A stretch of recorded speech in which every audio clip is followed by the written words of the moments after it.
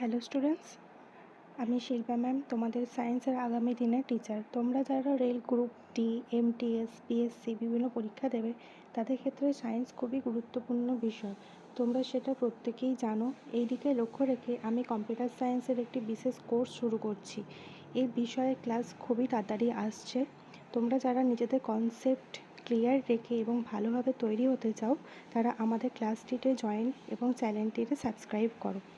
এইখানে বিভিন্ন আমি টপিক রেখেছি, যেটা তোমরা দেখতে পাচ্ছ, এবং এখানে একটি কোশ্চেন তোমাদের সাথে আমি শেয়ার করছি। এই কোশ্চেনটি কম্পিউটার সাবজেক্ট থেকে একটি কোশ্চেন আলোচনা করছি, যেটি West Bengal group C non teaching staff previous ইয়ারে এসেছিল। এক্ষেত্রে জানতে চেয়েছে জেপিইজি একটি ছবির ফরম্যাট। এটা হচ্ছে একটি ছবির ফরম্যাট, যেটা আমরা সবাই জানি।